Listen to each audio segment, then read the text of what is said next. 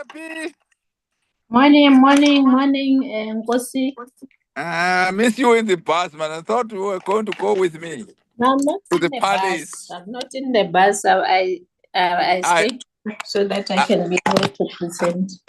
Yeah, I noticed that. You are not alone, many. Okay, good luck. Okay, thank you.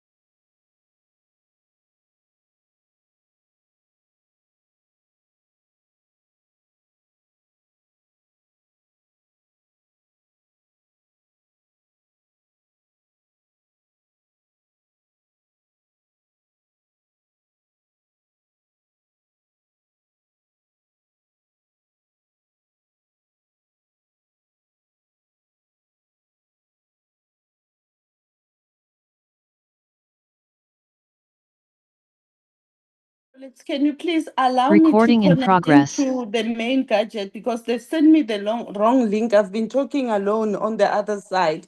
If you can just, I'm requesting that you allow me to join through my iPad. I'm using my phone now based on the link that I've just received now. Please do pardon me. I'll be with you just now. Thank you. Thank you, Chair. Pardoned. Thank It's a, you. it's a really good excuse, Thank you, Chair. but a good Apology reason not to accepted, have a Chair. virtual meeting tomorrow. Don't This take is the reason chances. why we don't want to have virtual appropriation meetings.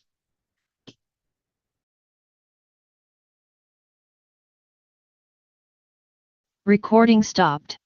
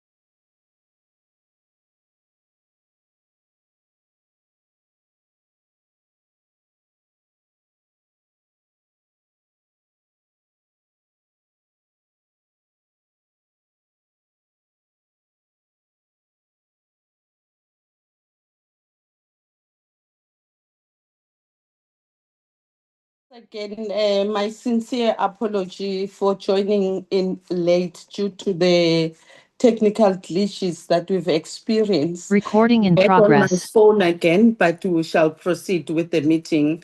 We want to take this opportunity and welcome you into the programming meeting. And I noted that in our midst, we are joined by the Counselor of the President, Honorable Dr. Korenhoff. You are welcome. And I know that Honorable Siweya is also here on behalf of the Deputy President.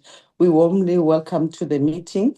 And we take this opportunity to welcome the programming whips and the chief whip of the council, the officials as led by advocate, and the presiding officers. They are in the midst as well.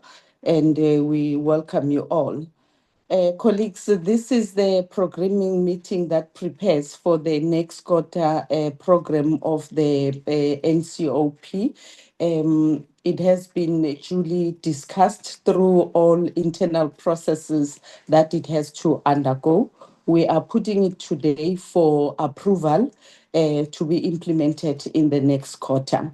We do have an agenda before us. I will then move on straight to the next item, which are apologies. Are there any apologies, Chief Whip? Good morning, Chairperson. From our side, we are full complement. Suspect the only we probably could confirm would be Honorable Nimalo, but usually Honorable Sibande of lately has been taking good charge of the Mpumalanga delegation. Thank you, Chairperson. No, thank you very much. Advocate, any apologies from your side? Person, I do not have any apologies. I'm not sure if the party representative, Honorable Peter, is back. If he's not back, perhaps his apology may be recorded. Okay. No, thank you very much. We note the apology of Honorable Peter, as indicated by Advocate. Thank you very much. We can then proceed to the next item, which is the consideration of the agenda. Can I put the agenda for adoption?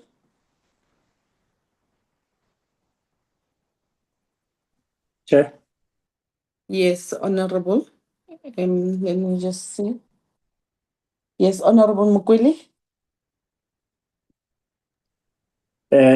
No, thanks very much, Chairperson. Greetings to you, honorable members in the platform, the officials. Without much ado, Chair, I rise to adopt the agenda as presented before us. Thanks very much. Thank you so much, Honorable Mukweli. Any seconder?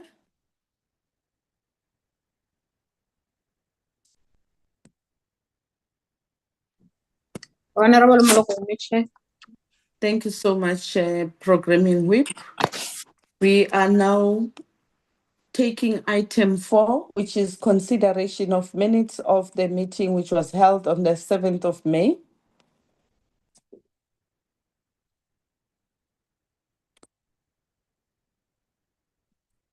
We are on page 1.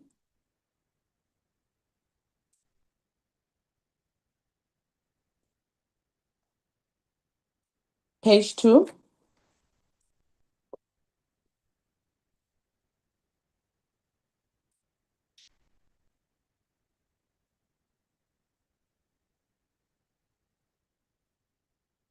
Three.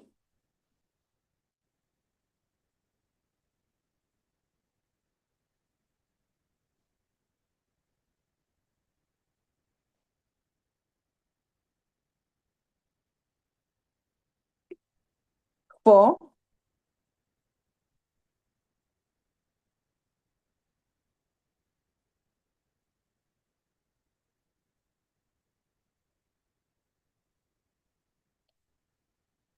Five.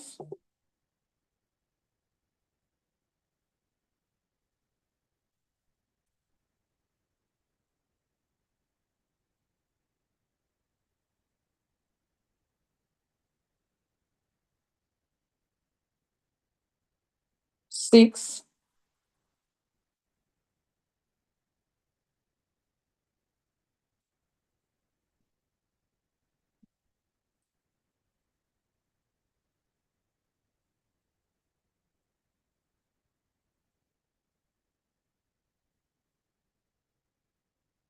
7,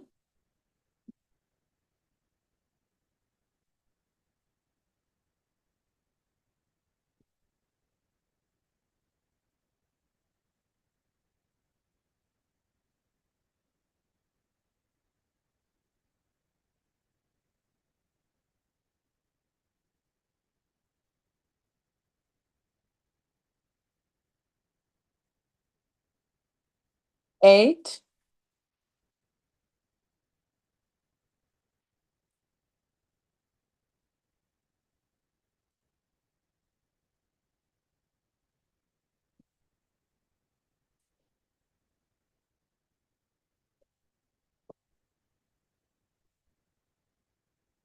9,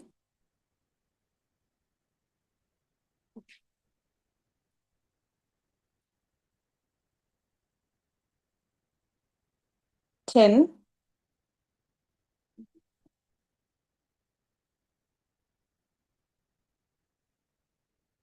11,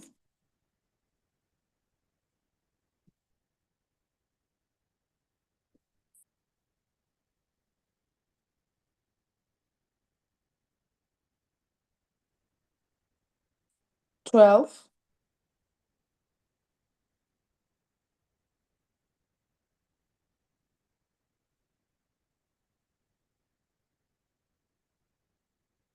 13,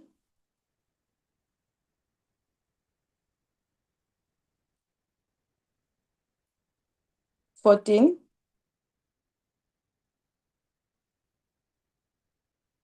15,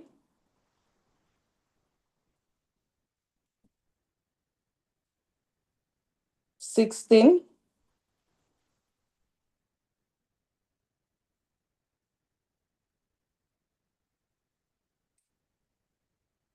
17,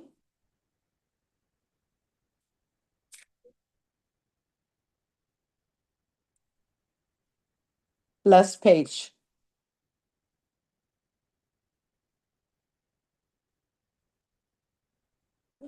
Can I put them before the House colleagues for adoption?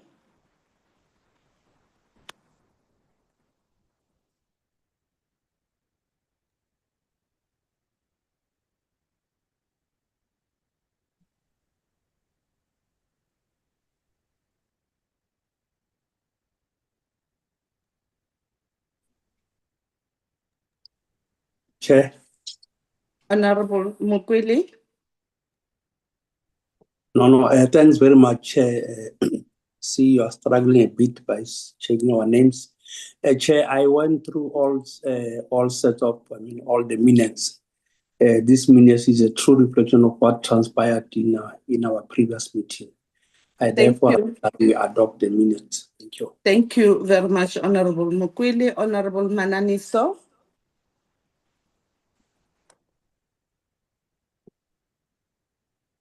Thank you, Chairperson. Chair, please allow me to switch on my video because I'm in Acacia. I would want to second the minutes as adopted by Honorable Mukwili. It's a true reflection. Thank you. Thank you very much, honorable members. The minutes are duly adopted. We're now moving to the next item of the agenda, which are matters arising. I will then hand over to Advocate to take us through. Thank you very much, Chairperson, and good morning once again, honorable members. Chairperson, allow me to go through the implementation schedule. And please, with your permission, I'm not going to go through all the items one by one. We have had several policy debates. From the 12th to the 15th of May, we had taken Parliament to the people under the theme ensuring a people-centered local government towards building better communities. It was held in the province of Northwest. Then on the 14th of May, we had a plenary where we had to consider the Special Appropriation Bill B3 of 2026. Then on the 15th of May, we had an annual address and the debate on the address by the President. Then on the 19th, we had policy debate. On the 20th, we also had a policy debate. On the 26th, the 28th, on the 6th to the 26th, we had consideration of the Division of Revenue Bill, as well as the committee report on the Division of Revenue Bill. Then on the 28th, we had a policy debate, budget vote 2. On the 2nd of June, we had several policy debates. On the 3rd of June, we also had several policy debates. On the 4th of June, we also had several policy debates, as well as the joint sitting on the 30th anniversary of the commemoration of the Constitution of the Republic of South Africa. Then on the 9th of June, we also had several policy debates. On the 10th of June, we also had several policy debates. The 17th of June, we had policy debates. And on the 18th of June, we had questions to the Deputy President. On the 23rd of June, we had several policy debates. Again, on the 24th of June, we had several policy debates. Thank you very much, Chair. That takes us to the end of the matters arising. Thank you very much, Advocate. Unless, colleagues, there's any outstanding matter that's not been reported to, I will afford you an opportunity to indicate as such if there is any outstanding matter.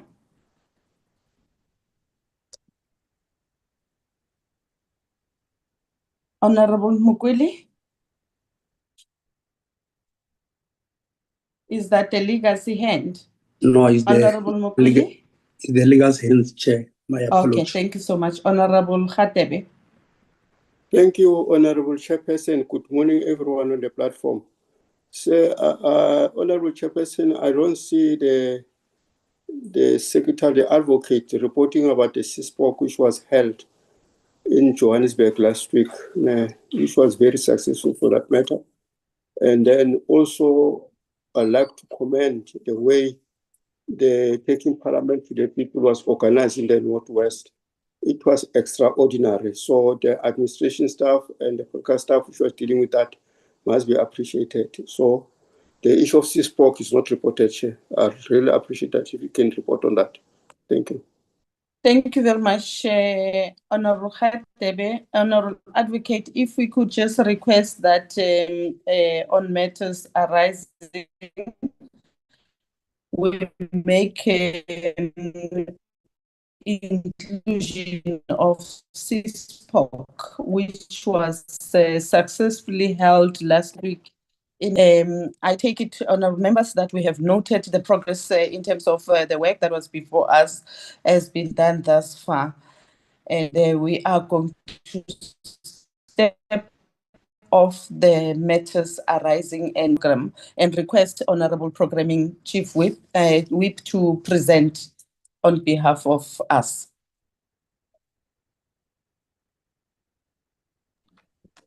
Over to you, Honorable Molokome. Thank you, Chairperson, and blessed morning to your good self and the honorable members on the platform, and Advocate and all the staff and those members that you have indicated that they've joined us on the platform. Chair, Chair, I'm going to present the two programs. I will start with the second term program that is left with only 2 days. And after that, I'll present the third term program, which is a draft to honorable members. I'll start in page 7. We are in a week of the 22nd to the 26th of June. Today is the 25th of June, which we are having our program committee meeting. And the multi-party women caucus meeting will start at 10 until 12, followed by the provincial delegates meeting from 1:45 until 1:30. Then we'll have the plenary chair, where the president will be taking questions from honorable members at 2:00. Tomorrow is Friday, the 26th of June, where we are going to have a plenary that will sit in the morning at 9:30. And here we'll be considering reports and also the consideration of the appropriation bill. The constituency period will start on the 29th of June to the 3rd of August 2026. And lastly, Chair, we are indicating as a footprint that the 59th SADC PF Plenary Assembly, which is virtual, will take place on the 4th to the 11th of July 2026. Can we go to the third term program?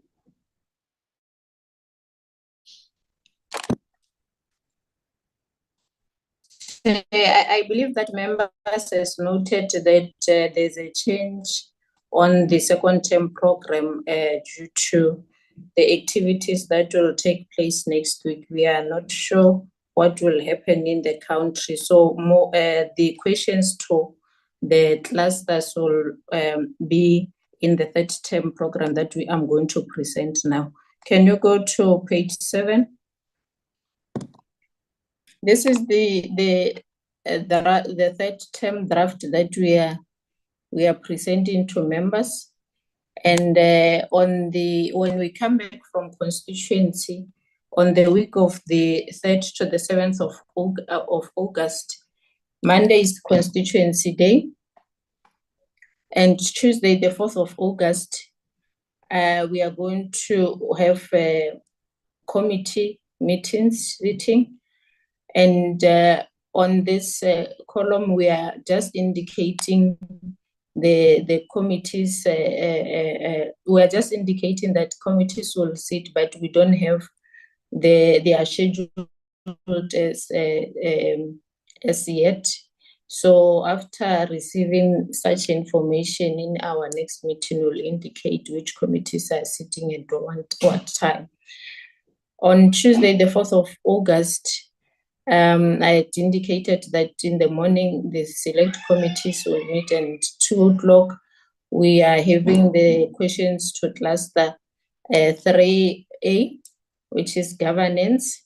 On Wednesday, the 5th of August, committees will continue to have their meetings at 10, and plenary is at 2:00.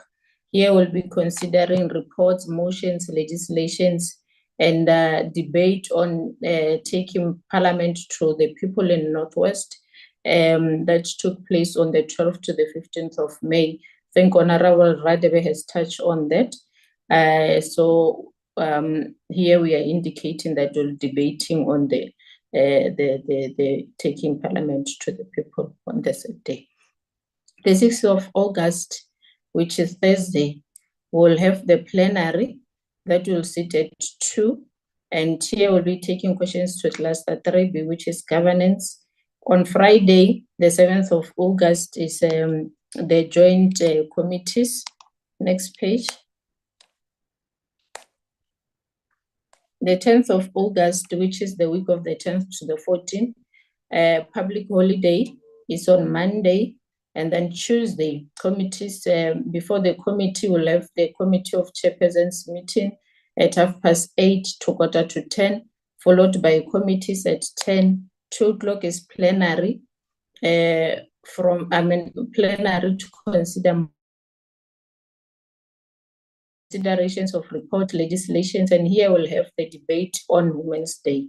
And these sittings will be fully virtual, honorable members. On Wednesday, the 12th of August, the Provincial Whips Forum is at 8:30 to 9:45, followed by the committees. 2:00 is plenary. Here we'll be considering reports and legislations. The 13th of August, which is Thursday, Program committee meeting will start at 8:30 to 10, followed by caucuses until 12:30. Provincial delegates meeting is at 1:45 until 1:30, and 2:00 we will have plenary. And here we are going to have questions to cluster 1D, which is peace and security, and also questions to cluster 2A, which is services. On Friday, can you move with me? On Friday is for the joint committees, and here we are also indicating that the CPA, they'll have their conference in Malawi from the 9th to the 15th of August 2026. The week of the 17th to the 21st of August, on Monday is Constituency Day, and this week is that of the Provincial Week. And here, Chair and honorable members, we have indicated also the theme of the previous provincial weeks that we had in on the 16th to the 20th of September 2024, and also the 18th to the 21st of November 2025. So here we are indicating the two themes that we had previously, because this will be the report back session when so it will start from the 18th of August until the 21st. Chairperson, Honorable Mulukume, can I request that you keep the position that you held earlier on? We are losing you. even if you can switch off Thank the you, video, Chairperson. yeah. Thank you, Chairperson. I hope I'm audible. Yes, thank you. We can hear you now. Thank you. Okay. You can proceed. Yes, I was, I'm not sure where I cut off, but I was on the week of the Provincial Week. Yes, you were still on Provincial Week, just towards the end. That's where we lost you. Okay.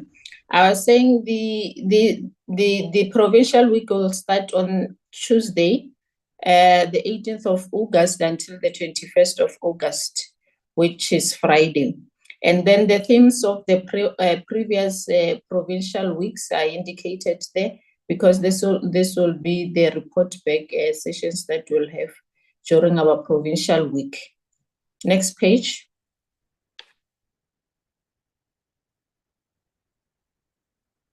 Thank you. The week of the 24th, on the 24th is August is Constituency Day. The 25th August, we are going to have the Committee of Chairpersons meeting from 8:30 to 9:15, followed by the plenary. Here we are going to have two plenaries to consider the questions to clusters that was postponed in the second term. So we are going to start at 9:30, and here we'll be taking questions to cluster 1A, and at 2 is questions to cluster 1B. On Wednesday, the 26th of August, we are going to have the Provincial Whips Forum and the committees that will follow at 10. The 27th of August, program committee meeting is at 8:30 to 10 o'clock, and also the caucuses will follow until 12. Provincial delegates meeting is 1:45 until 1:30, followed by the plenary questions to cluster 1C, which is peace and security. Next page. On Friday is the joint committee meetings, which is the 28th of August. Then we are indicating, Chair and honorable members, that the IPU, they will have their assembly in September 2026 in Tanzania, and also the PCP, they'll have their conference on the 13th to the 18th of September in Cape Town, and also to indicate that I think Honorable Radebe will make emphasis on the meeting that they are going to have after on the constituency day on the 13th. I mean the 3rd of July of the Members Support Forum. And lastly, Chair, the constituency period is will start on the 31st of August to the 5th of October 2026. Chairperson, this is the two programs that I'm presenting to honorable members. Thank you very much. Thank you very much, Honorable Molukume. Colleagues, the draft proposed program has been presented before you. I then open the House for comment. I see the hand of Honorable Badenhorst, Honorable Radebe. Those are the two hands for now. Over to you, Honorable Badenhorst. Deputy Chairperson.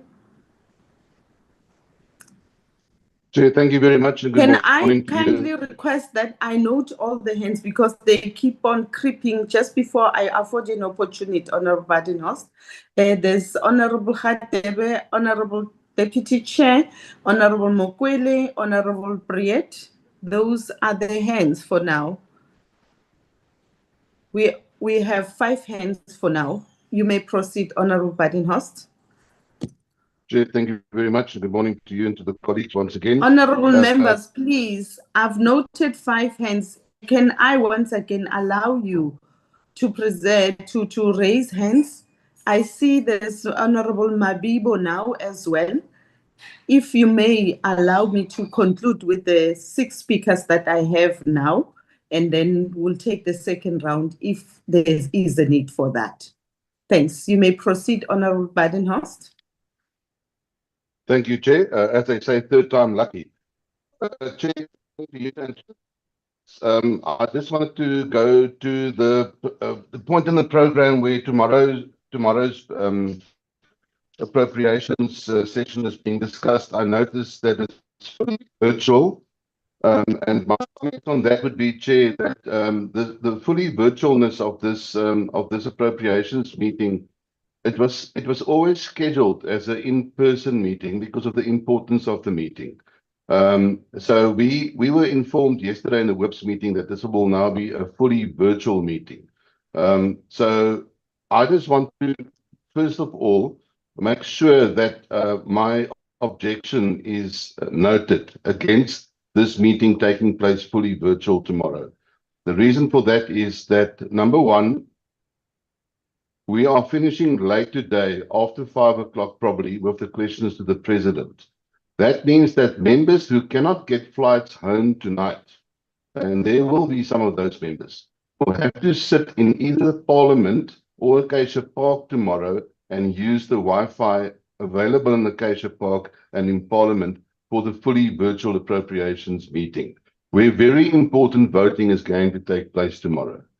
So we've just experienced now, Chair, this morning with this meeting being delayed by more than 5 minutes because of issues on your side with the gadgets. We've also seen Honorable Manyaniso saying this morning, sorry, I'm leaving my video off because I'm in Acacia Park. There's a reason why she leaves the video off in Acacia Park, because the internet connectivity in Acacia Park is variable at best of times. Honorable Mokwele left a legacy hand up this morning. That's something that could happen in an appropriations meeting tomorrow as well. Honorable Molokome, while she was presenting this morning the program, we lost the audio because of bad connectivity. So I would once again appeal to you to stick to the original program and ensure that tomorrow's appropriation meeting takes place in person.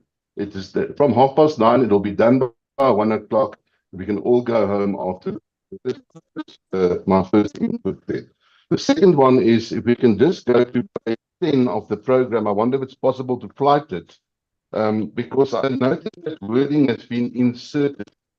Can I request that we flight the program for the benefit of members? Thank you, Chair. Go to page 10. Thank you very much. It says Provincial Week report back.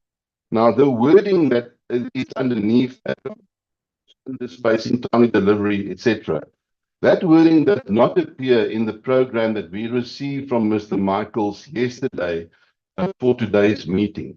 So that wording was inserted in between the documentation we got yesterday and this morning's meeting.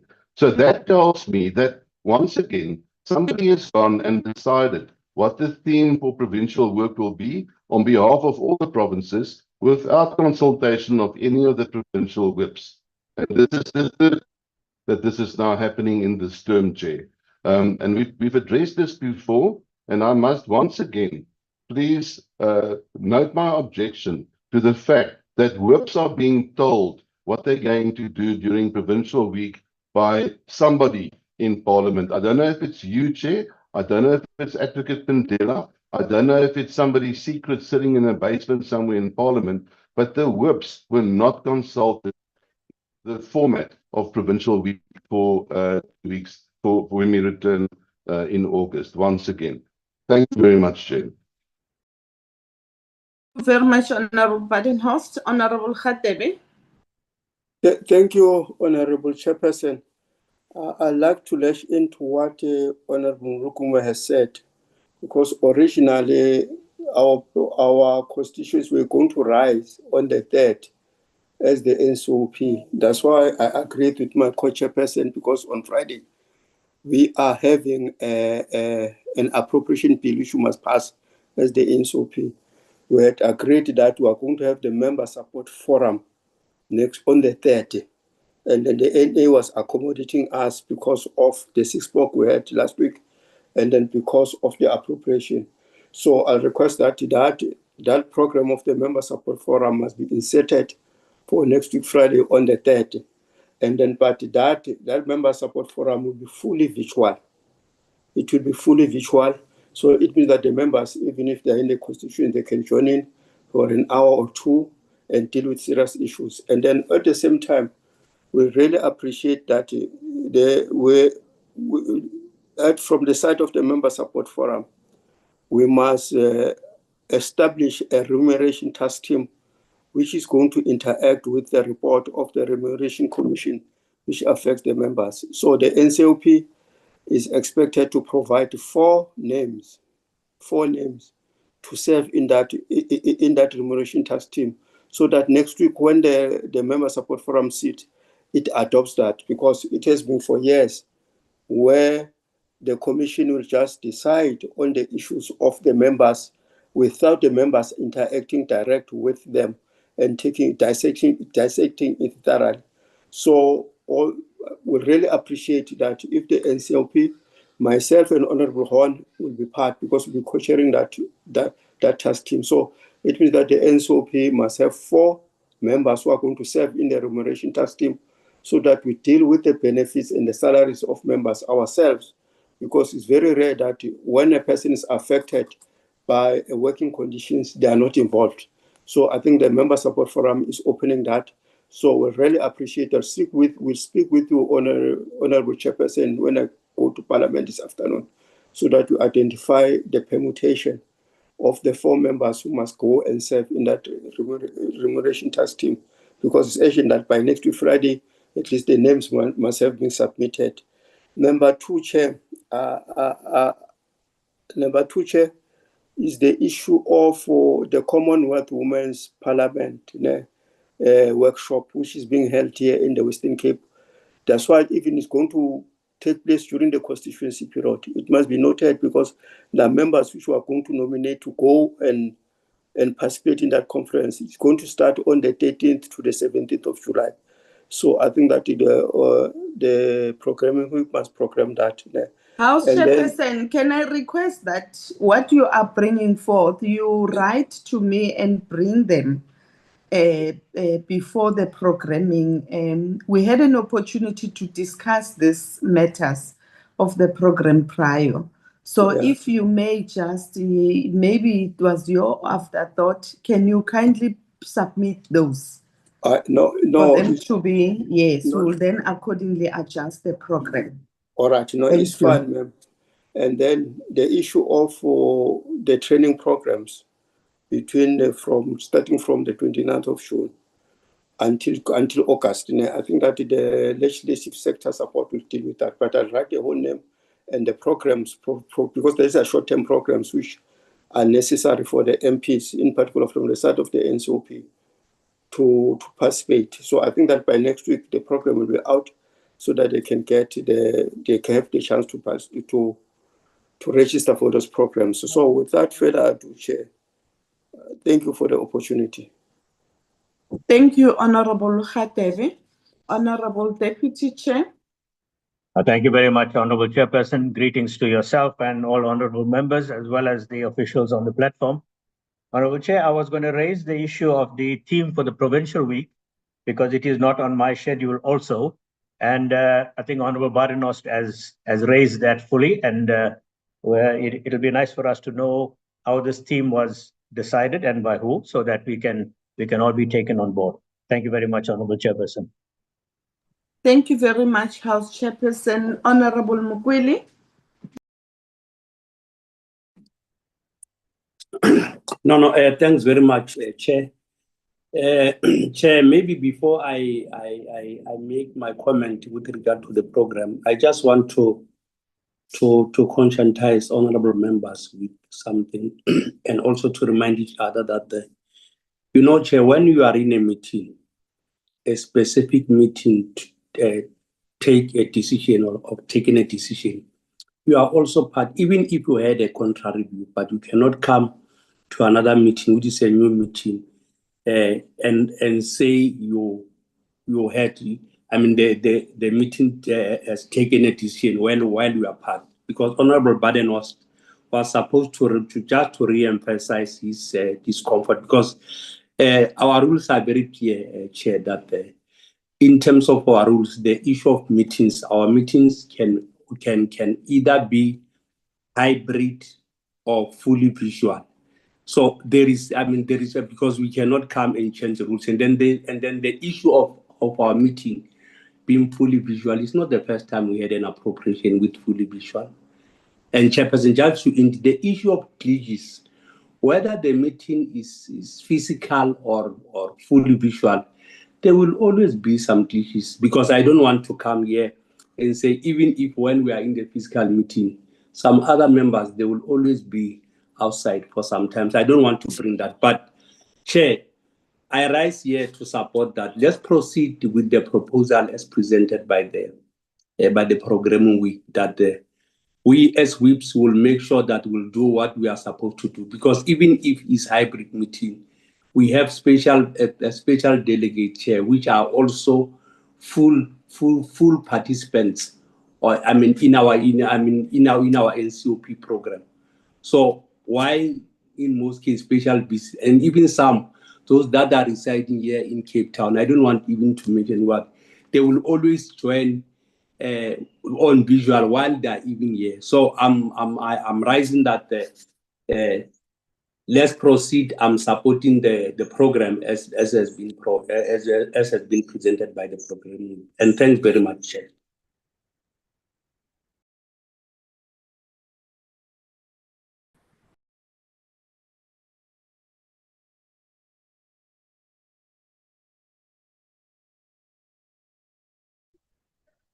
Honorable Chairperson, you are muted, but I assume it is my turn next. May I continue? No, I did call your name, Honorable Brett.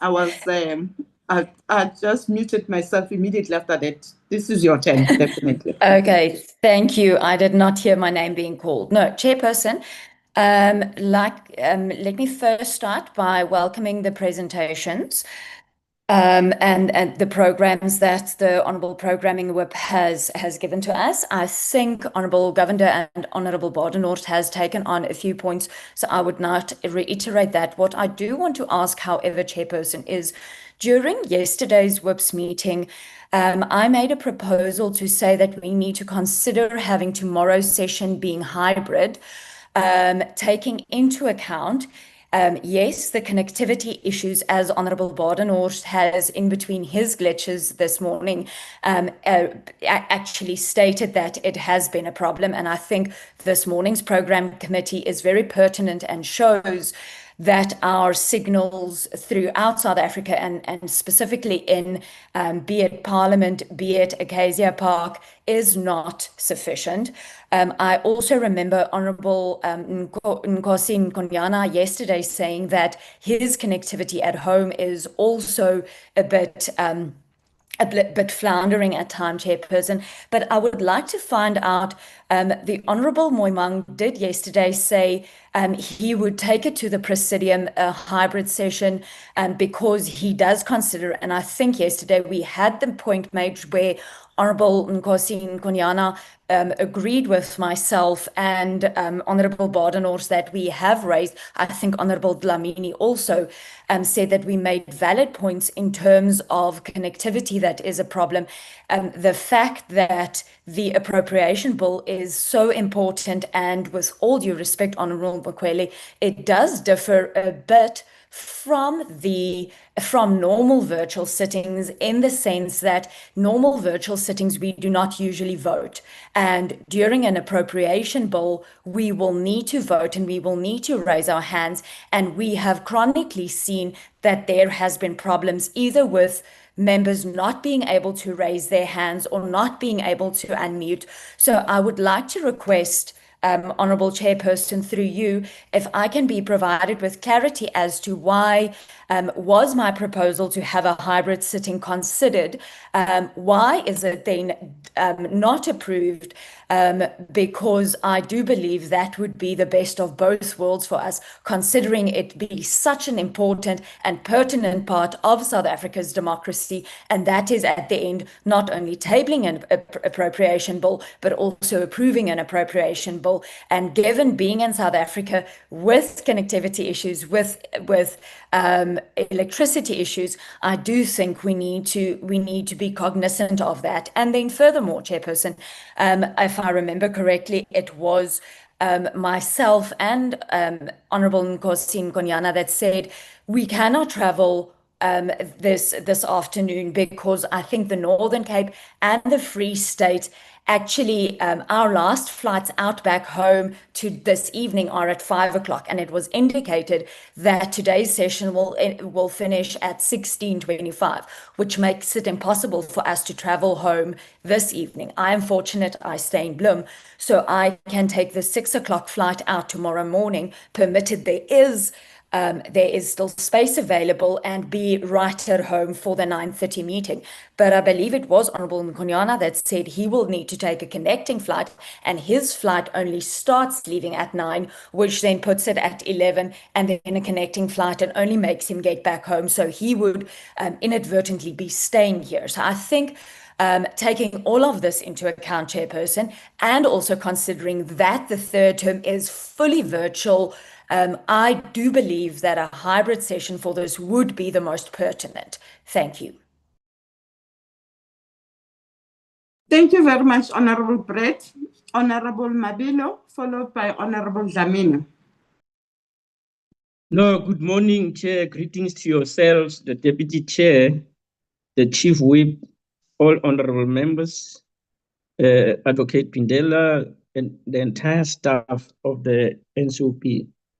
No, Chair, let me start by supporting the proposal by Honourable Mokwele that the program itself is quite coherent, detailed, comprehensive. So there is formal proposal that we support the program, that I move for the adoption of the program. That's the first thing, because it clearly outlines our responsibilities in the ensuing period. But I think as members living in this country and not in Mars or in Jupiter or in any of the universe outside, we should be alive to the point that was alerted to us by Honourable Program Whip, that next week really is going to be a very precarious position for us in terms of the dynamics in the country. So therefore, the support that was made by Comrade Mokwele, I formally supported. For me, Chair, on the matter that is raised by Honourable Badenhorst and Honourable Priet, for me, it is unfortunate that we are reopening up a matter that was ventilated yesterday. Yes, we know that they've made objections to that. They've got contrary views on the subject matter. But it's for me opportunistic on their part to reopen the debate on the same subject in terms of whether the meeting is virtual or not.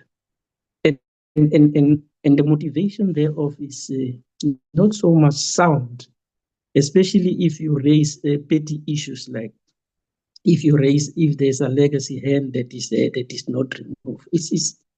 It cannot be valid for that to be one of the reasons why we don't go virtual, Chair, because it happens. It's just an oversight on one's part that you might leave your hand there and so forth.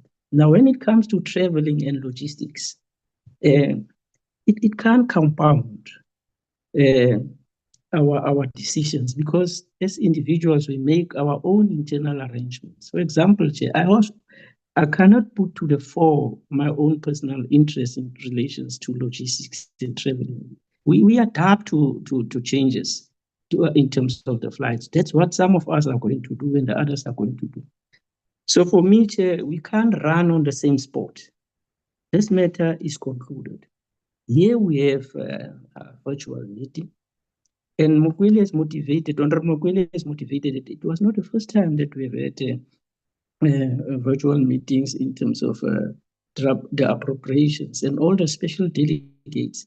Obviously, none of them usually attend our meeting, and they're participating in the debate virtually. And today's meeting is virtual, so that's what technology is all about. There will be glitches here and there, but they don't compound the actual work that is supposed to be. It's just a few seconds or 1 minute or two, but it does not disrupt. Even the connection of the chair this morning was not a major issue. So, Chair, the recommendation that was supported yesterday, that the meeting be virtual, let's stick to that. It's just conscious on the part of the honorable members that they must know that once they have completed their voting, they must drop their hands. And I know in the past the chairperson would just follow up and say, is this a legacy hand or what? So as I indicated, it does happen. But I think the necessity in terms of us pushing towards the fully virtual meeting, the motivation was made sufficiently so, and the substance thereof was quite great. So Honorable Brett cannot be a super member who can then dictate to us to say, but there's this proposal contrary to the decisions that were made, and then put the Honorable Chairperson, on a point of order. So I'm saying, I take exception to Honorable, Mabibo and the way he has now done it. You need to protect members. me. Honorable members. You are not a super whip. Honorable Mabibo, can you please hold on? Let me afford an opportunity to raise the point of order. What is it on, Honorable Brett? Please don't throw tantrums. He's expressing his views. You raised an order. I want to afford an opportunity. You can't just therefore interject and start speaking. Ma'am, with all due respect, you need to protect me from yourself then too, because he has very derogatory referred to me as I think I am a super whip, and I find that offensive, and I do not think that is in the spirit of what I have today tried to reiterate and what I've tried to make my point known. And Chairperson, with all due respect, telling me that I'm throwing tantrums is also out of order and I should be protected. I do not think that I raised my point in a condescending manner. I try to make a point clear and I try to explain my point of view.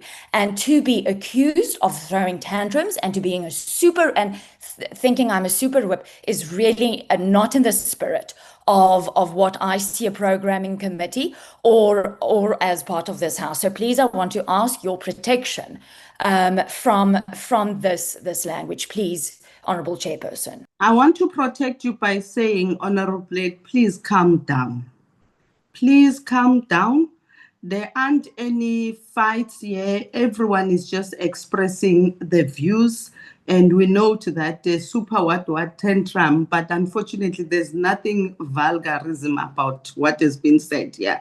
So please just try and calm down. Be patient with the other speakers as they make their points across. You may proceed, Honorable Mabilo.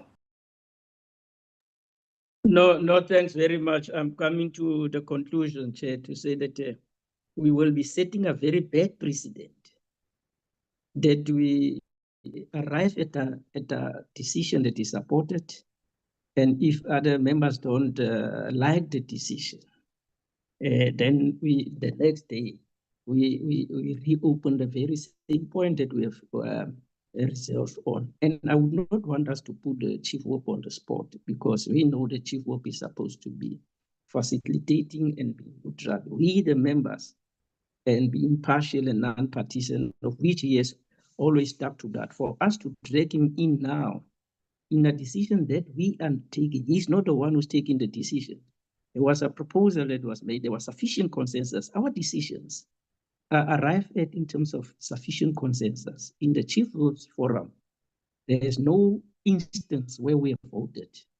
And we will never move towards voting, because we must persuade one another through debates, through points, etc. And in a democracy, when your point of view doesn't prevail, the honorable thing is to say, I don't agree, but I accept what sufficient consensus is all about. So I don't want us to be dragged again into that position, because we will then be running on the same spot. This matter for me, Chair, we have concluded it. And there's a formal proposal, and there were elucidations and inputs on the programs and amendments. As you wrap up, Honorable Mabibo. I thank you, Chair. I support the proposal that we accept the proposal and the meeting go virtual. Thank you so much. Yes. Honorable Dlamini, followed by Honorable Billy, Honorable Farmer. Thank you, Honorable Chairperson. Good morning to your good self, colleagues on the platform. Chair, I did not want to raise my hand because I was covered by my colleagues in supporting the program as presented by the programming whip. I just raised my hand to correct a misrepresentation of what I have said yesterday. You see, Chair, it's going to be a problem if we are going to come to the following meeting where other people were not part of the meeting and start talking about who said what yesterday, because we have a likelihood of misrepresenting other people. I've never supported Honorable Brett in anything in yesterday's meeting. My position was clear. It was the way Honorable Mabilo, Honorable Mukweli presented them in the meeting. But I've never supported her in anything in yesterday's meeting. And it's only fair that, Chair, we raise our issues in the current meeting, how we feel about whatever. But we cannot speak on behalf of other people in the meeting. That is what I just wanted to correct.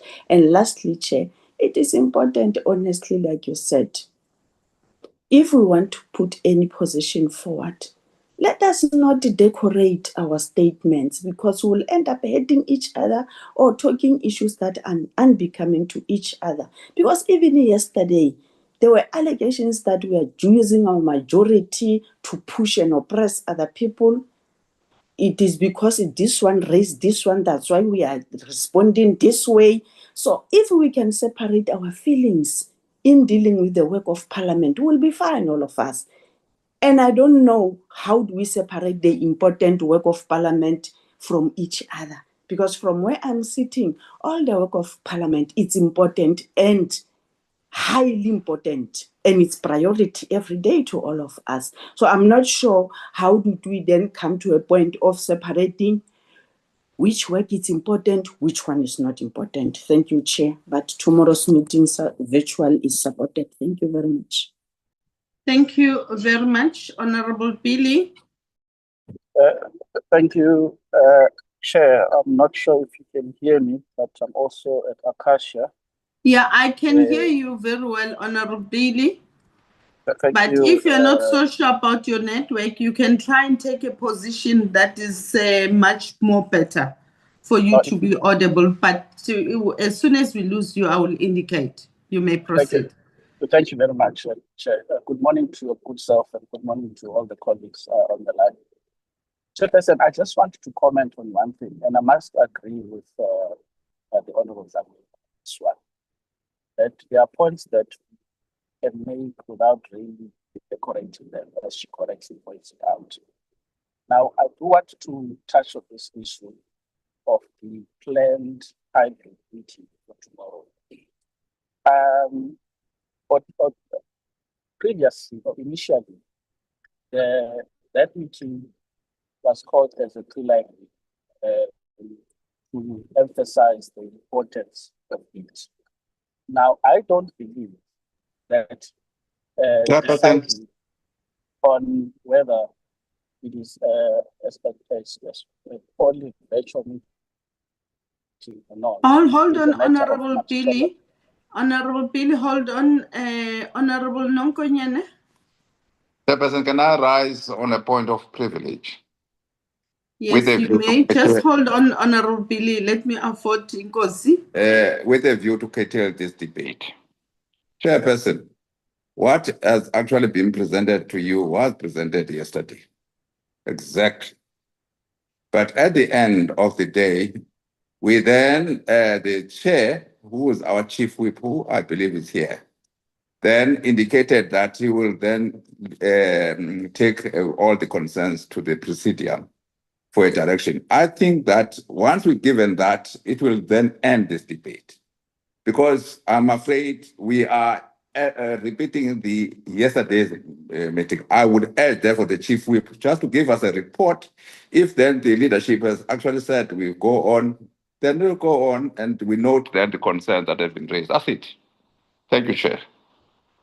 Thanks, Honorable Nkosi, for that. Ultimately, indeed, I will afford the chief whip if he wants to say something on the matter. But let's just try, and I hear your point. I think the matter has been quite extensively ventilated, and but then let's allow for, in the interest of fairness, members, they don't have to dwell much as to who said what and who said what yesterday, but put their point across, and then ultimately we'll make a determination what should be the way forward. Thanks. Honorable Bailey. Thank you, Chairperson.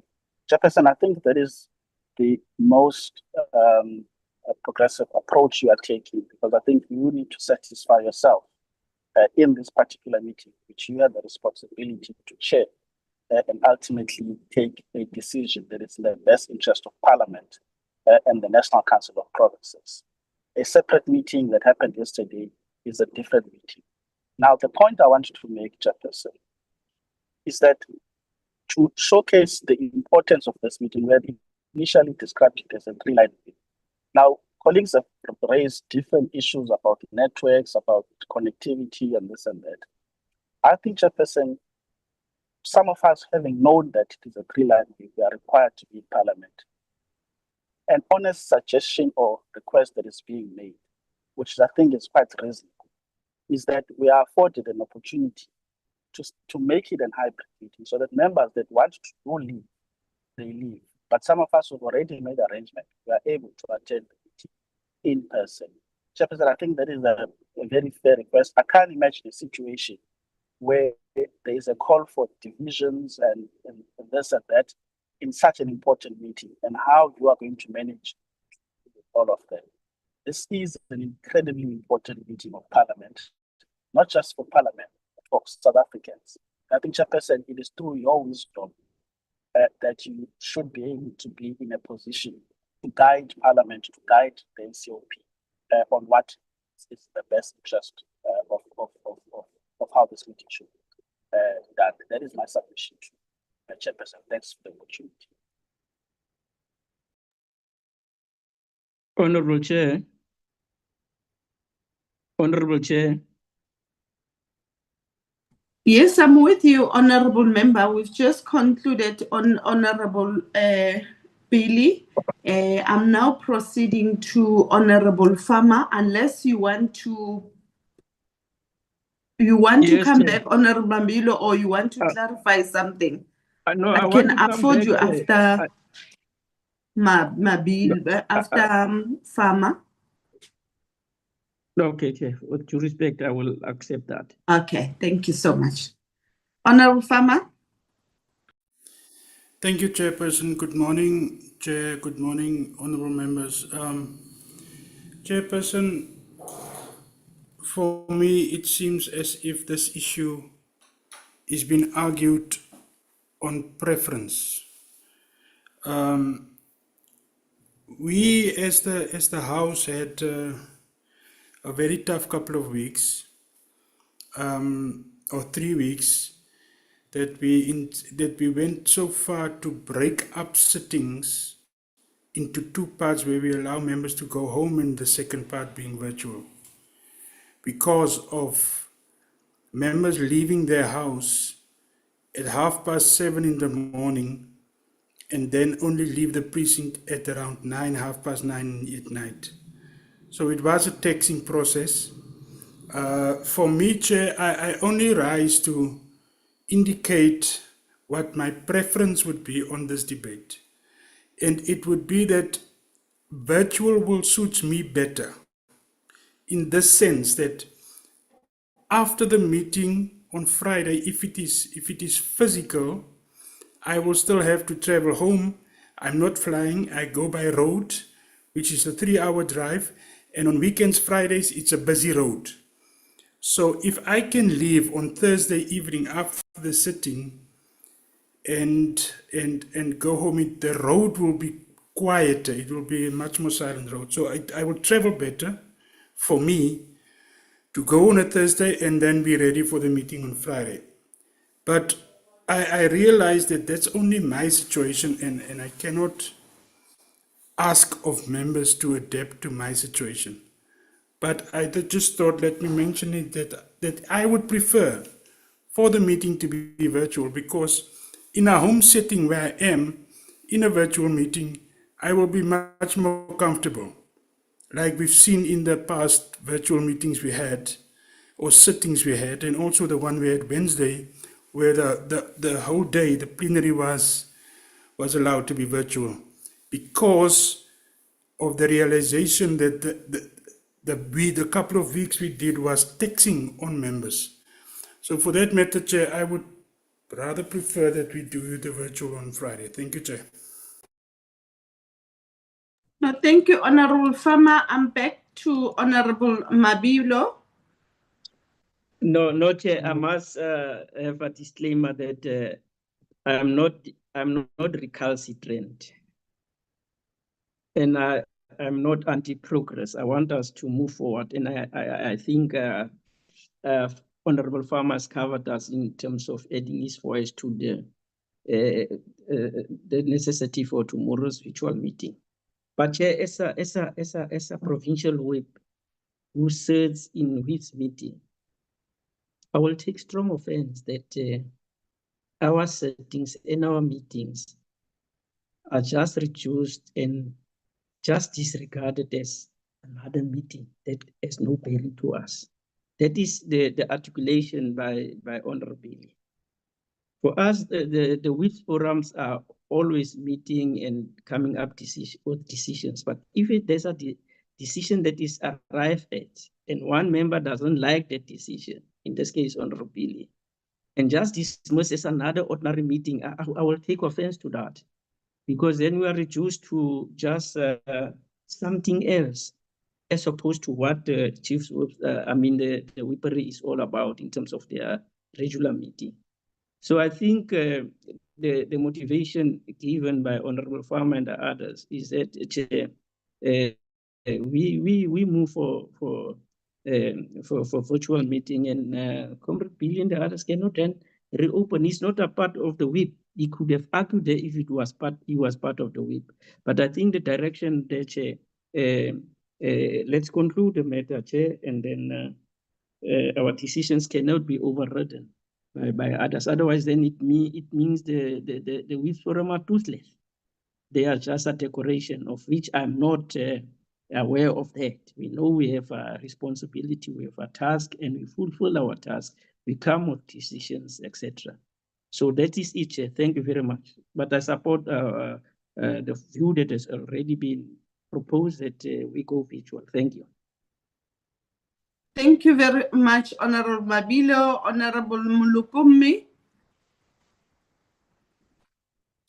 Thank you, Chairperson, for affording me the opportunity again.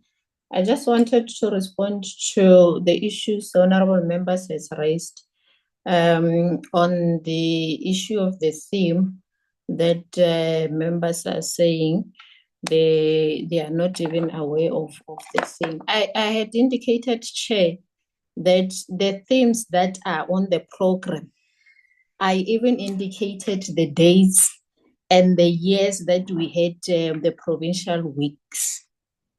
So I'm going to repeat myself. I think it is very much important to pay attention when one is presenting. I said, we are indicating the themes that was on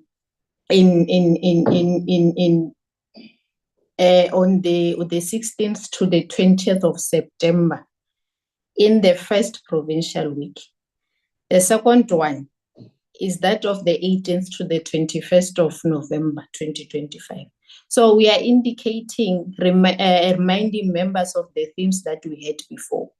It's not that this is the themes for the provincial week that is coming. And we are saying this will be the report back session or provincial week that we are going to have. So that is what I wanted to clarify to honorable members on this platform. And the other issue, Chair, Honorable Chair, is of members discussing around the issue of the tomorrow's meeting, of which members are correct to say we had discussed around this matter and an agreement was reached. And also maybe to emphasize that the importance of having the WIPS forum is for us as WIPS, and also to assist in this meeting so that we come to this meeting with one voice and agreed in the previous meeting. So we can say the decisions that were taken in previous meeting is not of importance. So we need to, all of us adhere to the decisions that we are taking in the WIPS forum towards this programming meeting. So, Chair, I don't want to say much on that because the indication is that tomorrow's meeting is going to be fully virtual, as indicated by honorable members. So, Honorable Radebe, I think the indication is that you need to write to the chairperson on the meetings that you have indicated, and I think that will be done as Chair has requested. So thanks very much, Chair, for the opportunity. And I believe that the members will adopt the two programs that I've presented. Thank you, Chair.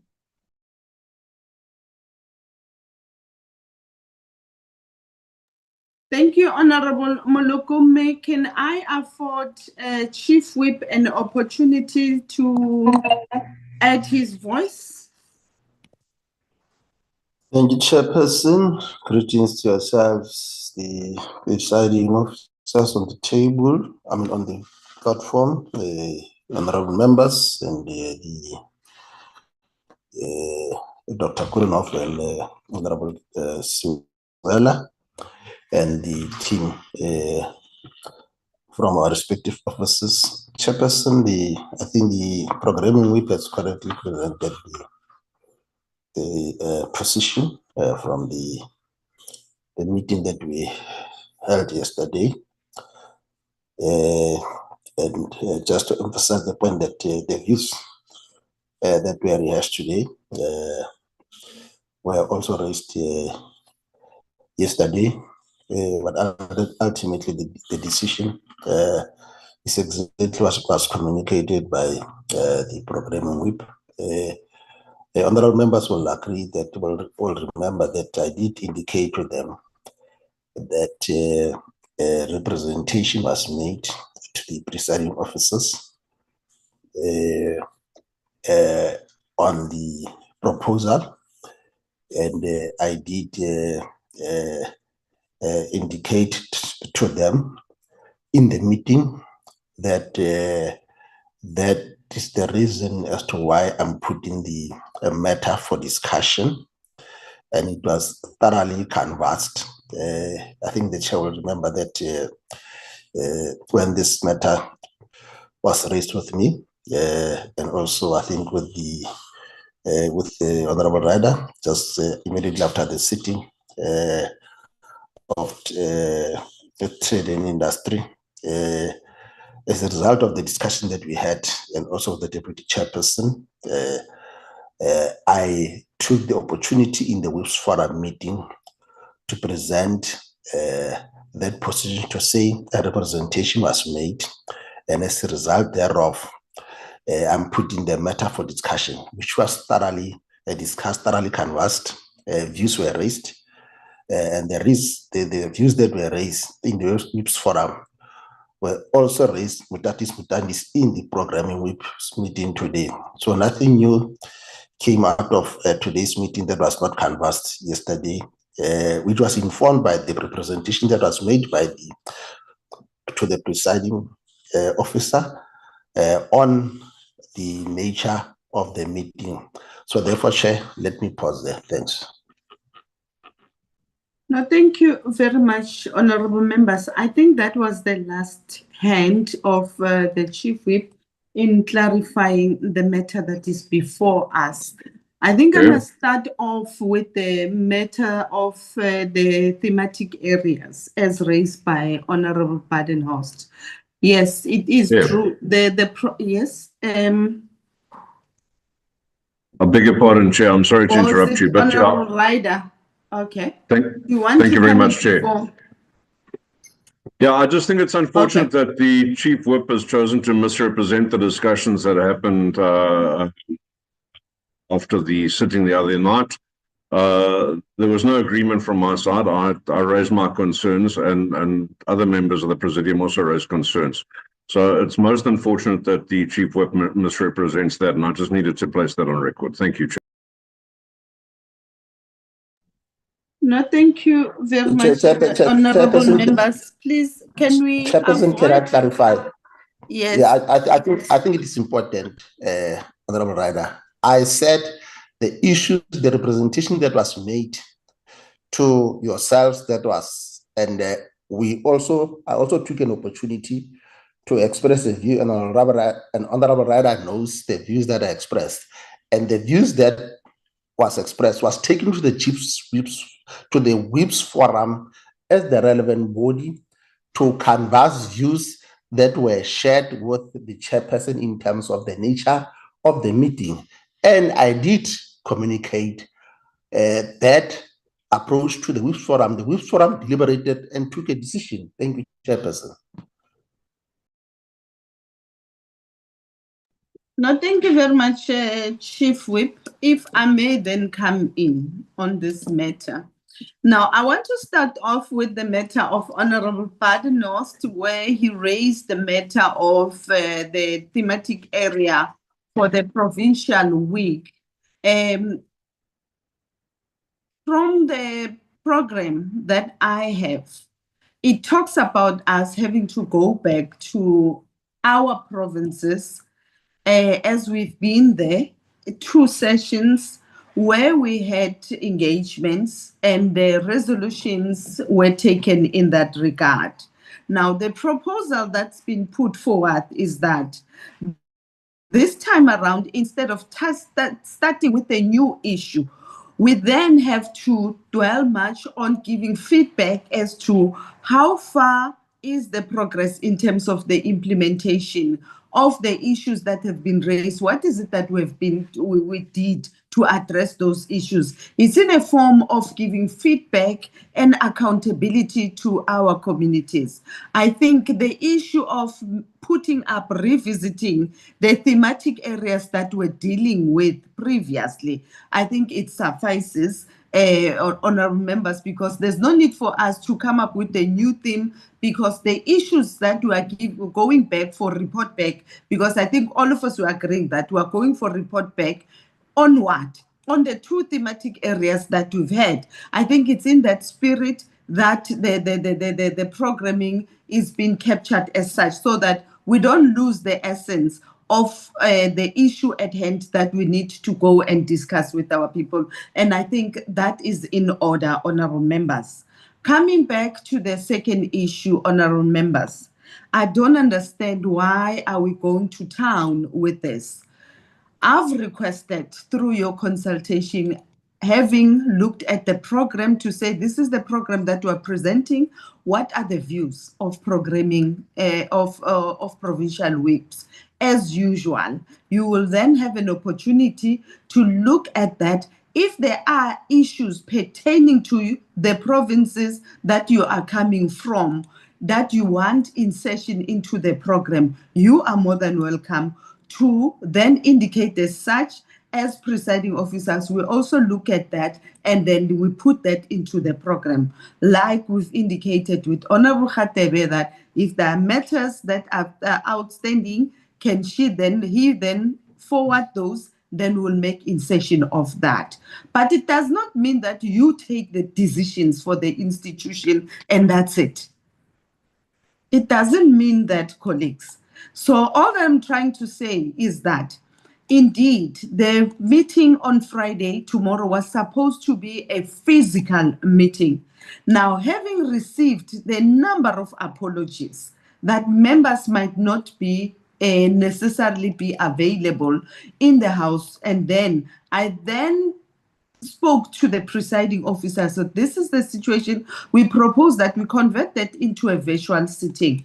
We discussed with the chief whip, and he is correct to say that after the sitting, we had the session between the three of us, myself, Honorable Ryder, and him. We then agreed that let this matter be sent to the programming, to the WIPARI, and immediately after that, the chief whip will then advise me as to what should be the way forward. So from my side, from where I'm standing, and hence I said, let me open up and get the views exactly what has been said. I did not get the response to what is the posture and the attitude of the WIPARI on this matter. But again, colleagues, I'm saying that what difference really does it make? I will be here. I will go to the chamber tomorrow. I'll sit there and have the appropriation bill being chaired and being passed through. But the fact of the matter is, most of the members will be traveling today. And at the same time, there are those members who will not be traveling, be here. So if they are here, you are welcome to connect in your houses, or you can come and join me in the chamber or in my office, wherever we have the meeting. In the end, we want to pass the appropriation bill, all of us. And therefore, if it is convenient for those of you to do that in your places, please do that. The expectation that I said is that I want everyone seated by 9:15, where a mock testing is going to be undertaken, so that there isn't anyone who's been left or being deprived of his right to vote on behalf of his party or on behalf of his province. So we need to ascertain those logistics. And for those of members who will not reach home timeously if they were to travel today, we discourage them to leave. They may just as well leave tomorrow after the sitting. But in essence, colleagues, it goes back to one and the same thing. For as long as all of us, I think we've done this before, we've done this many a times. The example that you are making, Honorable Ryder, are normal hindrances, hiccups that would come. A person would raise a hand and forget to. We monitor that. We've done this before and it has been successful. We've never had anything untowards. The issue of me not being able to connect to this meeting, it's because of I was given the wrong link. So I was presiding on the other meeting that is not there. So it's not a question of the gadget, but it's a question of the link that was forwarded wrongly. And it has never happened during the sitting. So it's just, to me, it's a minor mistake that has happened. It has since been corrected. So colleagues, I want to appeal with you. For those of you, like many of us, who would be here at work, we will attend the sitting at work. For those who feel like they've got other commitments immediately after the sitting, they're more than welcome to travel back home on proviso that by 9:15, they will be seated and attending to the business of the house. And for those of us who feels like we will be here, whether you have it in your house or you can come to Parliament, you are more than welcome. So let's conclude this matter as such, colleagues. Let's not make drama out of nothing. So we thank you, Chief Whip, for bringing the matter before the honorable members so that we accommodate each other. It has never been an issue and there's always been an understanding. So the presiding officers, they are aware as well. We shared this. Immediately it came to my attention. I then shared with them. So that is the situation. All of us would have loved to have a physical sitting, but due to other unforeseeable and the reasons that the members are advancing are quite genuine, we cannot overlook them. And therefore, let's afford everyone an opportunity to cast his or her vote so that even the sitting does have a quorum tomorrow. I hope you understand, honorable members, and let's step down this item and agree on the virtual meeting that you have agreed on. We support that. Thank you for the feedback that we have been afforded, but let us try by all means that we communicate as and when issues arises. We will then disseminate information to your good selves so that you also partake in the discussion. No one is left out. By the time we get to the meeting, we do have a common understanding over issues. So I humbly appeal to your good self that we do that. We've been doing that and we can do that. It has never been an hassle at any given point. Thank you very much, honorable members, and thank you, Chief Whip, for clarifying the matter as well as the programming whip. So I'm quite happy with the program as it stands, as you have correctly alluded to. Chair. Who's come? Okay, Honorable Badenhorst. Chair, thank you very much. I don't meeting much longer. We did invitation, and the full complement of the DA will be. Honorable Badenhorst. Can you start again? You're getting better now. Chair, thank you very much. I'm in Parliament, and that proves my point. The connectivity here is terrible. The Democratic Alliance takes the seriousness of the appropriation bill to heart, and we will, as a full complement, join you tomorrow in the chamber to pass the appropriation bill and all the schedules. Just want to bring that to your attention. So we feel that nothing else can be more important than passing the appropriation bill. All 12 members of the Democratic Alliance will be in the House in you tomorrow. Thank you very much for that invitation. And secondly, on the thematic theme of the provincial, I'd just like to know who put the proposal forward for us to go back to the provinces and revisit 2024 and 25 resolutions. Now, I don't find a problem with that in itself, because that's easy enough to do. The administration can write to all the various departments where resolutions was taken and ask for report back on those resolutions. And we should then go, after that report back has been received, and then visit and see whether the report back aligns with what actually happened on the ground. So that might be a more worthwhile way of doing it. But I just want to add to that there are pressing issues in provinces that we should address. So the Western Cape will add additional issues to the provincial week because there are pressing issues that we need to do oversight. We will, yes, we will go back and we will in writing from the departments to report back on what on recommendations. We will continue with provincial week doing our oversight as well. Thank you very much, Chair. Thank you so much, Honorable Badenhorst. Honorable Badenhorst, administration can only help us with facilitating the responses from the departments through the ministers. And then our committees will then prepare the reports for discussion by honorable members. It can't be that administration go down and verify those issues. It is our responsibilities as public representative to go and verify what has been said by the department. Is it the true reflection of what we are getting on the ground? So it is our duty. And therefore, this provincial week, it presents us with that opportunity. I agree with you that administration will have to consolidate the report for us beforehand, so that as we go, we rely on the responses that we've got. We then verify against what is being said by each affected department, starting from the issue of the infrastructure and as well as the issue of fixing local government. We've been there, we've ventilated on these issues.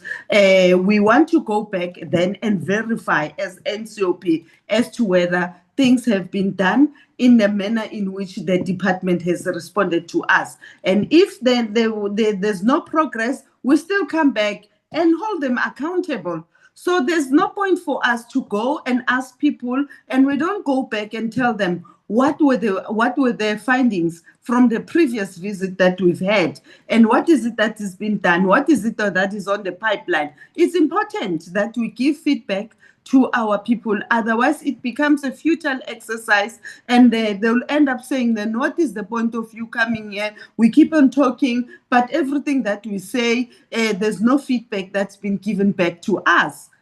So I think we don't have other avenues or other session, and in the interest of time, it's important that we also give feedback. And I agree, it doesn't mean that if there are new emerging issues that we come across, we don't take that into consideration. We have to note those, and then if there's immediate intervention, solicit that immediate intervention. If there isn't, we come back and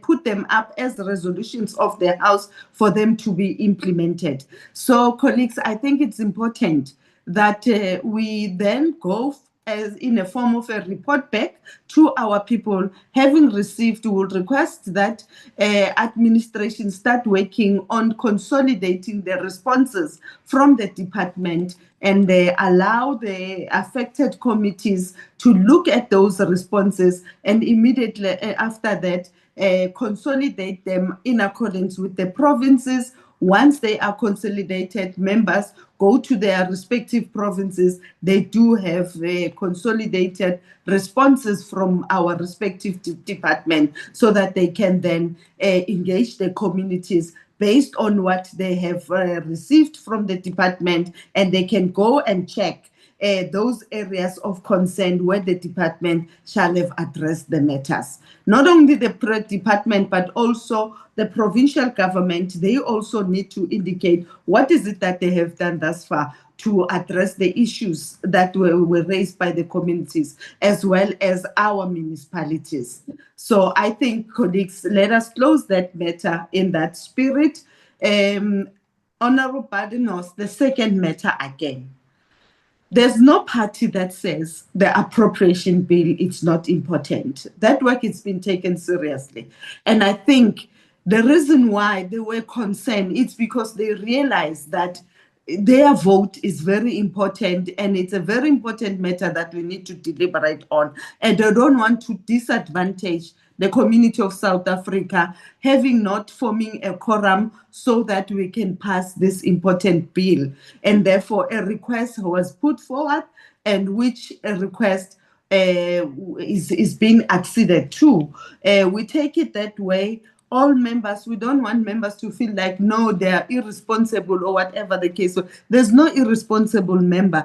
So all of them up to this far, they've been doing what they are supposed to do as honorable members, and all the parties combined in the NCOP, they are very responsible. They put the work of the people before themselves. Thank you very much, honorable members. We can step off this item and go to the next item, which deals with the legislative processes, and as well as the progress in terms of the legislations that are before the committee. Honorable Ryder. Thank you very much, Chairperson.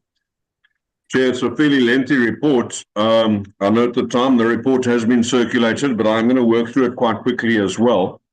If I can ask that we go immediately to slide 2, and just details the fact that there are budget instruments, legislation, interventions, petitions, and other matters that are currently before committees. There are 4 bills currently before the NCOP, 3 are Section 75s and 1 is a Section 77. Other matters are the single intervention. There are 4 petitions.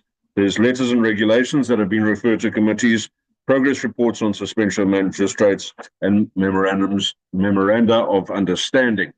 So let's go to the detail. The first matter is the Select Committee on Appropriations, dealing with the appropriation bill. And as we've discussed at length, that will be considered by the House tomorrow. The next bill that's before the committees is Security and Justice Select Committee with the One-Stop Border Post Bill. It was introduced to us on the 4th of November 2025. You'll note from the detail that yesterday there was public hearings, which happened virtually. And this will now be disseminated to the provinces for them to have their virtual public, or their public hearings as well during the 3rd term. We do have until the 11th of September 2026 to process this bill, and the committee has indicated that they will finish this bill during the course of the 3rd term. The next bill is a Section 75 bill, Chairperson. It's before, again, the Security and Justice Committee. It's a Military Discipline Supplementary Measures Amendment Bill, referred to the committee on the 4th of June 2026. The committee has been briefed and are preparing to advertise for public comments. They will process those public comments through the 3rd term and aim to finish the bill by the 4th term of 2026. We do have all the way until the 20th of November of 2027 to finalize that particular bill. Chair, in tandem with that bill, and there's another bill before the same committee, also a Section 75, but it's the Defence Amendment Bill, referred on the 11th of June. It's being handled in tandem, so the details are exactly the same in terms of the processing, and that will be dealt with during the to finality during the 4th term of this year. And again, 20th of November 2027 is the deadline for processing.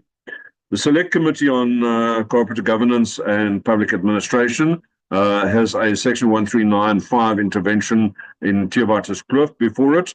They are planning an oversight visit to this municipality during the 3rd term, and that will then enable them to bring a report to the House during the 3rd term as well.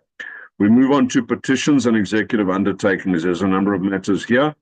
The first one relates to the Mr. Ngobo's petition, which has been before this committee since 17th of June 2025. There has been quite a lot of work and engagement with the petitioner and various other stakeholders. There's an oversight visit, which will be a follow-up oversight visit. It's a second oversight visit during the 3rd term of 2026, and that should enable the committee to finalize their response on this petition. The next petition relates to South African Express Airways. The committee adopted the report on this petition during the course of this week, and that will now be brought for consideration by the House, noting the fact that we will be rising tomorrow. I presume that will only take place during the third term, but again, request to the Chief Whip that we consider that for programming as soon as we can. The next petition is a hearing into the administrative and regulatory barriers affecting the proposed development on portion 3 of Farm Klipfontein 716, referred to the committee on the 7th of April 2026, and they will start processing this during the third term. They have, of course, been busy dealing with those other 3 petitions. The next petition is the hearing on the denial prohibition bill, seeking to provide the following. It's the dismantling of apartheid within the state institution, criminalization of apartheid denialism, and to hold apartheid perpetrators accountable for their actions, and to ensure reparative measures are safeguarded from state sabotage. This is an interesting petition. Someone trying to bring legislation through the Petitions Committee, but the committee will deal with that during the third term as well, and intend finalizing this by the end of the fourth term of this year.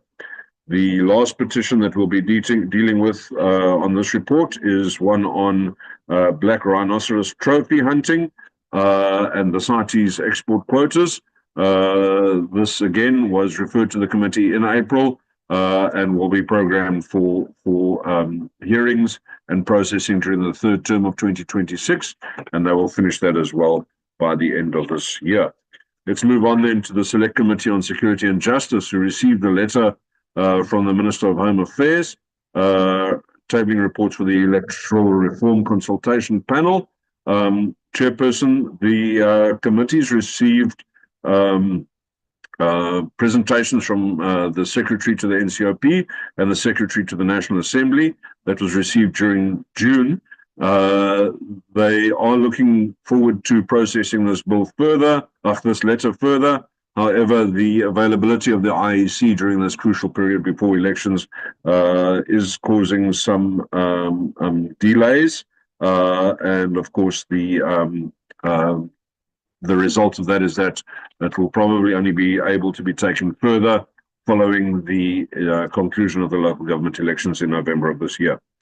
The next matter is the Select Committee on Security and Justice, who have the rules of procedure for application to court in terms of the Promotion of Access to Information Act. The committee has completed their work, and the item is currently sitting below the line on our order paper, and we await tabling of this matter in the House and look forward to the Chief Whip and Presidium finalizing a date for that to happen.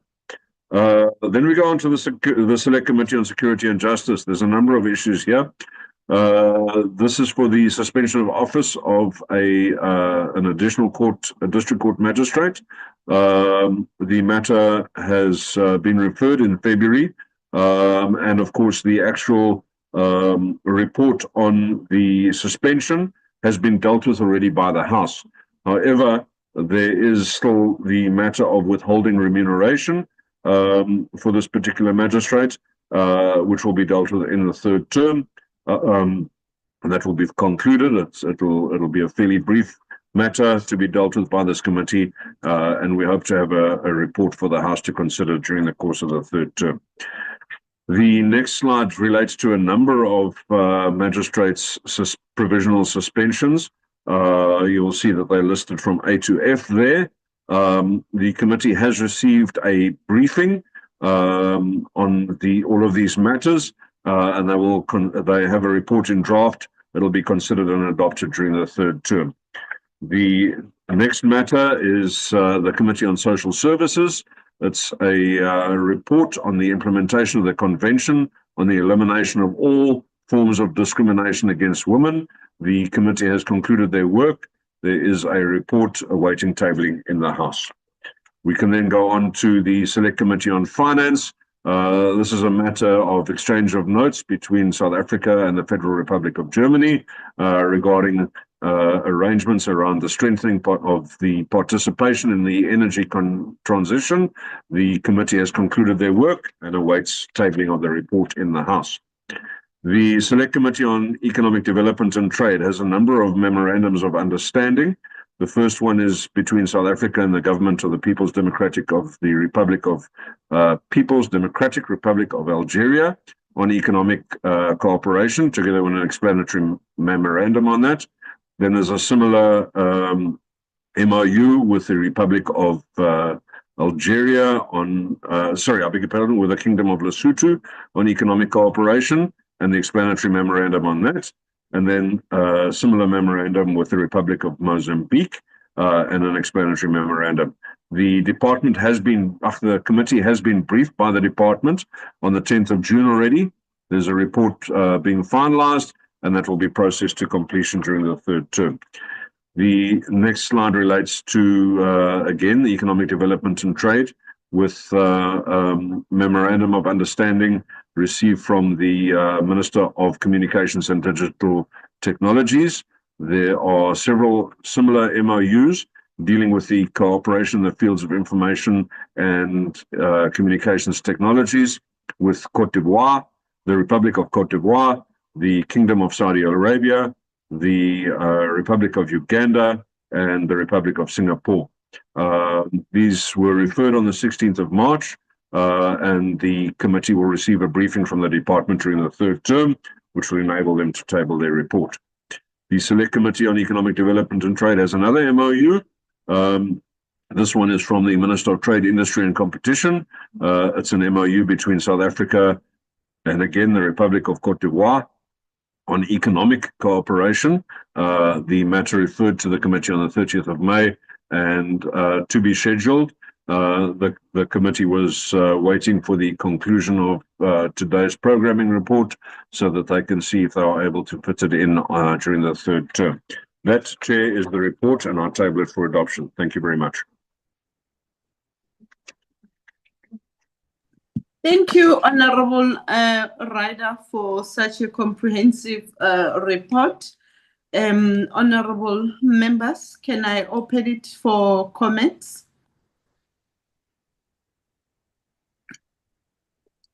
Chair, I'd like to propose the report for adoption, please.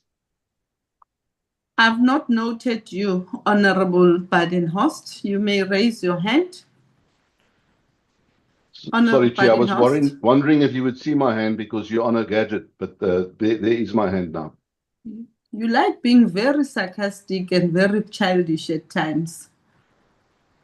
Chair, I take exception if you call me straight to your childish. We are point? professional and we're in Parliament, so please don't call me childish. Can you go to your point, Honorable Ryder? Honourable Ryder is done with his report, Chair. I would Honourable like to propose Badenhorst. that we adopt the report. Thank you so much. There's a proposal for the adoption, honorable members. Honorable Billy.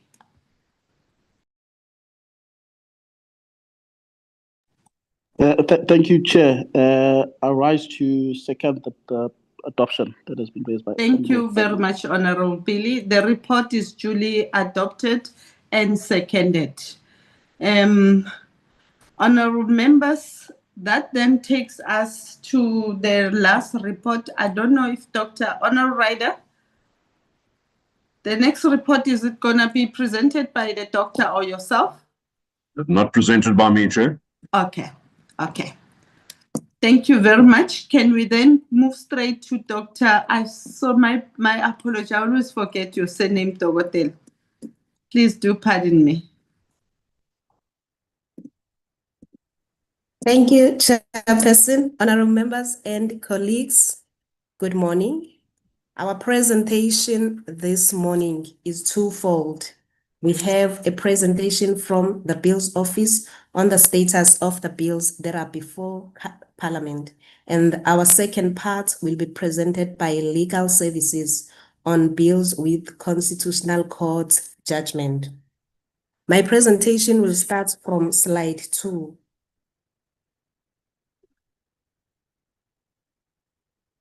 Honorable Ryder has indicated the number of bills that we currently have before Parliament, But then again, we also included general explanatory note where we say the black bold text indicates previously reported legislative progress, but still they are relevant in this year. And then the blue part where I will be doing my presentation on, it means this is a recent legislative progress within the 2026 program. Can we please proceed to slide 4? Executive bills before Portfolio Committee. On the 19th of May 2026, Extradition Bill, Bill 14 of 2026 was introduced. This bill is currently before Portfolio Committee for Justice and Constitutional Development. We also have general laws, anti-money laundering and combating terrorism financing. B15 of 2026. It was introduced on the 27th of May 2026. The bill is currently before Committee on Finance. We also have South African Police Service Amendment Bill, B18 of 2026.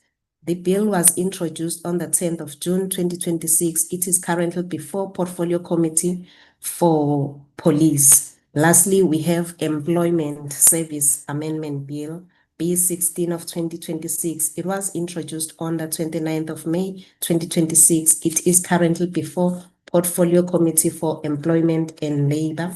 And then we proceed to slide number 6, Private Members Bill before Portfolio Committees.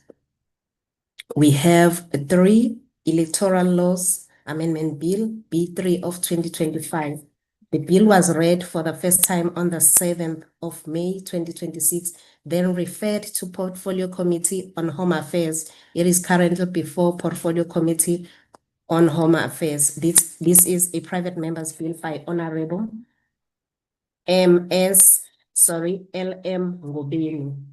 Then we have Public Procurement Amendment Bill, B3 of 2026. It was also first read on the 7th of May and referred to committee on the same day. The bill is currently before Standing Committee on Finance. It is a private member's bill by Honorable MJ Cuthbert. We also have Public Procurement Second Amendment Bill. It was also read for the first reading on the 7th of May, referred to the committees on the same day. This bill is currently before Committee on Finance. It is by Honorable MP Kobe. Then we proceed to slide 7, Bills on NA Order Paper. There we have Long-Term Insurance Amendment Bill, B17 of 2026. The bill is currently on NA Order Paper for first reading. And then we proceed to the next slide, slide 8. Those 3 bills were recently classified. Traditional and Khoisan Leadership, it was confirmed it is indeed a Section 76. Electronic Communication, it is a Section 75. Constitution 23rd Amendment Bill, it is indeed a Section 74. Can we proceed to the next slide, slide number 9. Bill sent to the National House of Traditional and Khoisan Leaders. The Traditional and Khoisan Leadership Bill, B11 of 2026, was referred to the National House of Traditional and Khoisan Leaders on the 21st of May, 2026. Then we proceed to slide 10, Bills before Select Committee. Honorable Ryder has updated us on this slide, so I will not report on it, but I will add the Appropriation Bill, B4 of 2026. On the 23rd of June 2026, the bill was transmitted to NCOP for concurrence. Yesterday, the Select Committee reported on this bill. This bill is currently in NCOP order paper for consideration. Please note that this is a new update and it is not included on our report that we send because this information transpired yesterday after we had already submitted our report. Then can we please proceed to slide number 12, bills with the president. We have two bills with the president. We have Public Service Commission. It was passed on the 14th of May, 2026. The second language, it is Sesotho, and it is a proposed X8 of 2026. Then we also have a division of revenue bill. I'm on slide 12. Oh.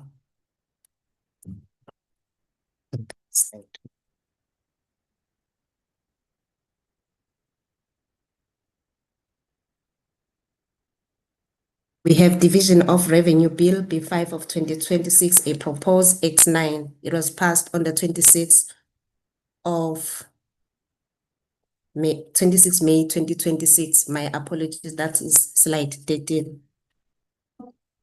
And then we have slide 14, bills recently assented by the President. We have Immigration Bill B8 of 2024. It is now Act 11 of 2025. The second language is Isiswati. And we have South African National Water Resources Infrastructure SOC Bill 11, B13 of 2025. It is now Act number 6 of 2026. The second language for this bill is Zulu. That will be all from the Bills Office. With your permission, Chair, I would like to hand over to my colleague, Raksha, who will take us through a report on Constitutional Court's deadlines. Thank you.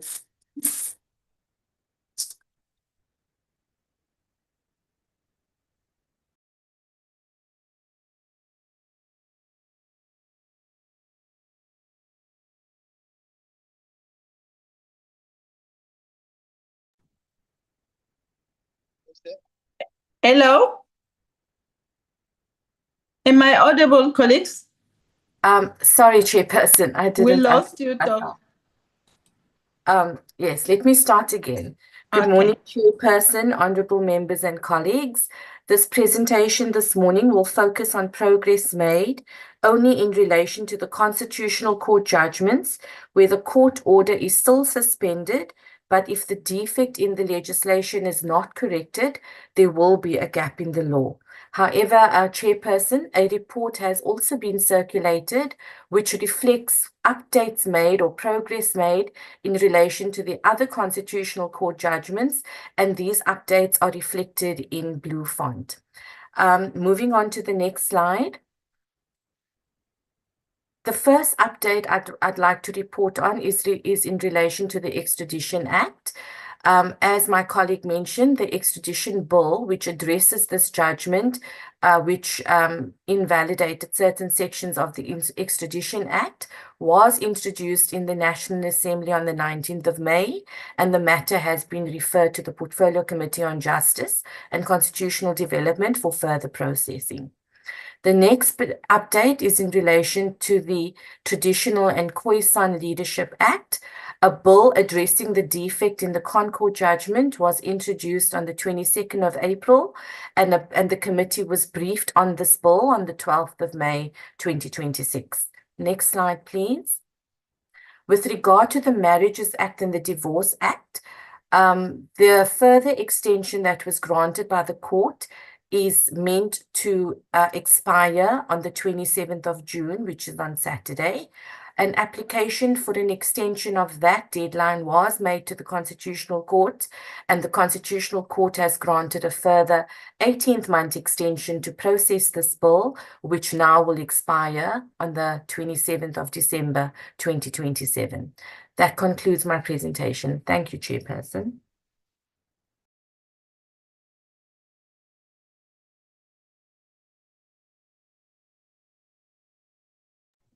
Thank you very much, Doc. Colleagues, can I then open the report for discussion?